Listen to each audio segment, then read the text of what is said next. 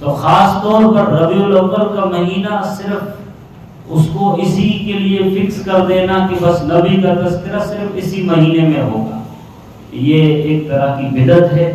اس سے ہمیں بچنا چاہیے۔ نبی وہ ہے جو ہر پل، ہر گھڑی، ہر لمحہ زندگی میں اٹھنے سے لے کر، بیٹھنے سے لے کر، چلنے سے لے کر، پھرنے سے لے کر، سونے سے لے کر، بازار میں کاروبار کرنے سے لے کر، آفس میں ملازمت کرنے تک، واپس گھر لوٹنے تک، ہر جگہ نبی کا اسوہ، نبی کا نمونہ، نبی کی سنت، نبی کی زندگی ہمارے سامنے رہنی چاہیے۔ یہ ہے ایک ایمان والے کا اصل فرض منصبی، جس کو آج ہم بھولا بیٹھے۔ ہم صرف جو ہے 12 ربیع الاول کے موقع پر جلسے جلوس کر کے اور جلوس نکال کر، بڑی بڑی محفلیں لگا کر، بڑے بڑے بینرز لگا کر، ہاتھوں میں جھنڈے لے کر، ہری جھنڈیاں لے کر، ہماری نوجوان پیڑھی کی بھی یہ ذہنیت بن چکی کہ بس ایک دن جھنڈا لگا دینا ہے، یا رسول اللہ کے نعرے لگا دینا ہے، عشق نبی کے ترانے گانے لگا لینا ہے، یا قوالی چلا دینا ہے، پھر اس کی آڑ میں ڈھول بھی بجے گا، باجا بھی ہوگا، کہیں کہیں پر نوجوان تھرکیں گے بھی، ناچیں گے بھی، کودیں گے، مستیاں بھی کریں گے اور پیدل جلوس نکالیں گے، اتنی ساری بدعات اور خرافات کریں گے جس کا اسلام سے کوئی تعلق ہے، نہ شریعت سے کوئی تعلق ہے، نہ نبی کی زندگی سے کوئی تعلق ہے۔ واللہ اللہ کی قسم کھا کر کے ہم کہتے ہیں کہ ان تمام حرکتوں سے الٹا نبی کی روح کو تکلیف پہنچتی ہے، صحابہ کو تکلیف پہنچتی ہے، اللہ کا غضب بھڑکتا ہے، اللہ ناراض ہوتے ہیں کہ یہ کن کا طریقہ ہے، یہ کس نے سکھایا ہے۔ نبی کے عشق، اگر نبی سے عشق ہے تو اس دن کم سے کم فجر کی نماز میں آ جائے، فجر کی نماز پڑھ لے،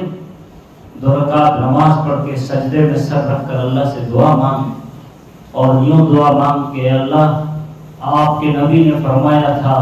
قرۃ عینی فی الصلاۃ، میری آنکھوں کی ٹھنڈک نماز، تو نبی کی آنکھوں کی ٹھنڈک تو نماز ہے۔ ہم نماز نہیں پڑھتے، ہم کسی سنت پر عمل نہیں کرتے، بس جشن عید میلاد النبی کے جلسے میں شریک ہو کر کے اپنے آپ کو مسلمانوں کے فہرست میں شمار کر لینے سے اللہ کی نظر میں ہم یقیناً مسلمان نہیں شمار ہوتے۔ اس بات کو سوچنے کی ضرورت ہے، سمجھنے کی ضرورت ہے۔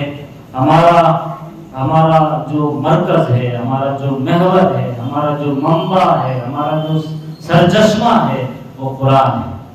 کہ جو کوئی مجھ پر درود پڑھتا ہے وہ درود کا تحفہ اور نذرانہ فرشتے مجھ تک پہنچاتے ہیں، اور پھر میں اس درود اور سلام کا جواب بھی دیتا ہوں۔ نبی نے یہ فرمایا کہ جس نے مجھ پر درود پڑھا میرے اوپر واجب ہو جاتا ہے کہ کل قیامت کے میدان میں اس کی سفارش کروں۔ قوالیاں گانے سے سفارش نہیں کریں گے، صرف نعت پڑھ لینے سے سفارش نہیں کریں گے، درود پڑھنے پر، نبی کی سنتوں پر عمل کرنے سے، واقعی اور حقیقی محبت کرنے سے اللہ کے نبی میدان محشر کے اندر سفارش کریں گے۔ اور ہمیں ڈرنا چاہیے، ہمیں گھبرانا چاہیے، ہم پر خشیت طاری ہونی چاہیے اللہ کے نبی کی اس حدیث کو سن کر جس میں آپ نے فرمایا تھا کہ کل قیامت کے میدان میں میرے ماننے والے، میرے صحابہ، میرے اپنے جو میرے آس پاس بیٹھے رہے، جو دکھاتے تھے کہ ہم مسلمان ہیں لیکن حقیقت میں وہ مسلمان نہیں تھے، منافق تھے، وہ منافق تھے، ایسے لوگوں کو میرے سامنے لایا جائے گا، وہ میری طرف بڑھ رہے ہوں گے، بیچ میں فرشتے حائل ہو جائیں گے ڈنڈے لے کر اور ان کو دور بھگا کر کے گھسیٹ کر کے لے جائیں گے جہنم کی طرف۔ میں عرض کروں گا اللہ یہ تو میرے لوگ ہیں، میرے اپنے ہیں، انہوں نے تو میرا کلمہ پڑھا، میرا نام لیا۔ فرمایا جائے گا کہ اے میرے حبیب، اللہ فرمائیں گے اے میرے حبیب آپ کو پتہ نہیں آپ کے جانے کے بعد، آپ کے پردہ فرمانے کے بعد دنیا میں انہوں نے کیا گل کھلائے، کیا کیا نئی چیزیں ایجاد کر لی، کیا کیا من گھڑت کہانیاں گھڑ لی، دین میں نئی نئی چیزیں ڈال لی. یہ آپ کے فالوورز نہیں ہیں، یہ اپنے من کے پیچھے چلنے والے لوگ ہیں، یہ اپنی خواہشات کے پیچھے چلنے والے لوگ ہیں. ان کو اٹھا کر جہنم میں ڈال دیا جائے.